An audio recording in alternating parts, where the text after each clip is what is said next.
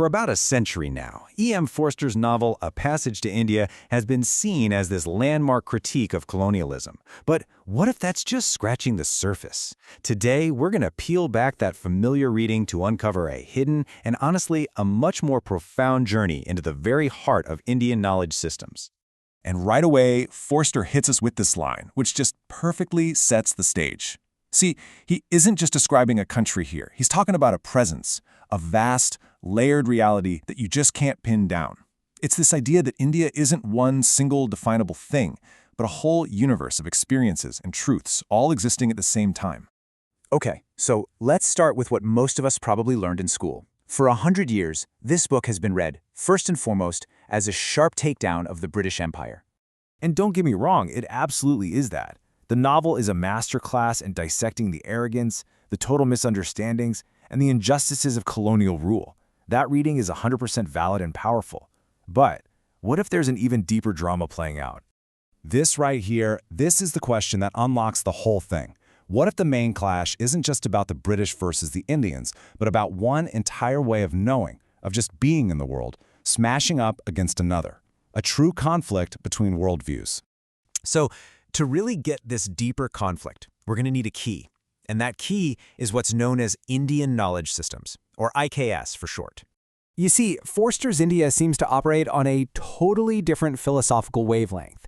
It's a force that just refuses to be neatly categorized or measured or controlled. It doesn't play by the rules of logic and reason that the British characters are banking on, and this is where the real fireworks begin. To start to wrap our heads around this worldview, we have to look at a core principle of IKS, Advaita, or non-duality.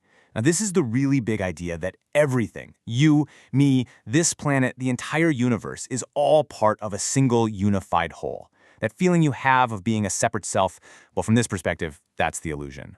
And what is this single, unified whole? In IKS, it's often called Brahman, the ultimate, formless reality that underpins absolutely everything. Think of it like the source code of the universe, or this infinite ocean, where we are all just individual waves.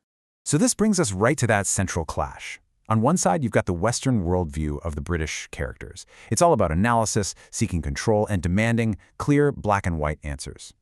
And on the other side, you have the worldview of Forster's India, which is rooted in IKS. It's intuitive, it's totally comfortable with uncertainty, and it accepts ambiguity.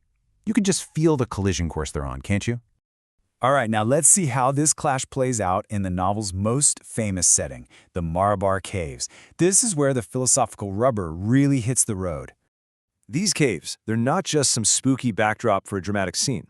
No, they are a kind of philosophical black hole, a literal physical space where the rules of Western logic and meaning just stop working. This is the terrifying thought that hits one of the characters, Mrs. Moore, after she visits the caves. It's this moment of profound existential crisis. All of a sudden, the distinctions and the values that she has built her entire life on are just gone, meaningless. And the thing that causes this collapse is the echo.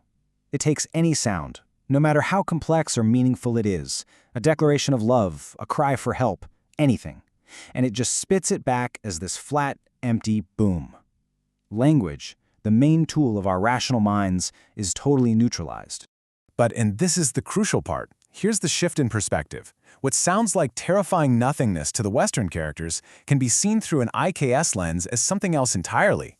Shunyata, or emptiness. This is the profound idea that all things actually lack inherent, separate existence. The echo, then, isn't just random noise. It's a philosophical statement about the nature of reality itself. And this worldview isn't just locked away in some mysterious caves.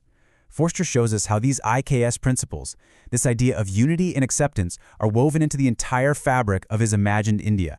So to the British characters, India is just a muddle. It's messy, it's unpredictable, it's chaotic. But the novel hints that this is really a failure of perception. What looks like chaos from one point of view is actually a complex, harmonious whole from another. And you see this principle pop up everywhere. It's in the vibrant, chaotic Hindu festival that tries to include everything and everyone. It's embodied in the character Professor Godboli, who so calmly accepts both good and evil as part of the same divine reality. And it's even reflected in nature itself, which operates on this huge cosmic scale, completely indifferent to the petty squabbles of empires. So when we put on these Indian knowledge systems glasses, every key element of the novel just transforms. The confusing echo in the caves, it becomes a lesson on emptiness. Professor Godbol's strange passivity, that becomes a reflection of cosmic unity. The chaos becomes harmony. I mean, it's a complete paradigm shift. All of this brings us to the novel's most famous and lasting theme, a plea that has echoed for 100 years, the challenge to connect. Only connect. It's Forster's great moral challenge, not just in this book, but in a lot of his work. But what does it really mean to connect? Well, the IKS perspective gives us a pretty radical new answer. The novel shows us again and again that things like friendship or social politeness or political treaties, they aren't enough. The kind of connection Forster is calling for is so much deeper. It's not about two people becoming friends, it's about two people realizing they were never really separate in the first place. And that's the ultimate challenge, isn't it? True connection, in this view, means you have to let go of your ego, that little voice of I, and start to see yourself in everything and everyone. It means embracing that concept of advaita, non-duality in your own life. And this is the profound spiritual lesson that the characters, who are so trapped in their own separate identities, tragically failed to learn. So, what's the big takeaway from all this? I think the novel suggests that you can't figure out India or reality itself like it's some kind of puzzle. You can't conquer it with logic. True understanding isn't an intellectual trophy you win. It's a state of being. It's about being open to the mystery, embracing the uncertainty, and just experiencing reality directly. And that leaves us with this final, lingering question.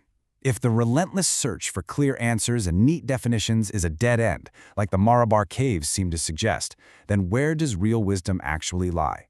The novel doesn't hand us an easy answer, but it powerfully suggests the journey begins when we stop asking and start listening.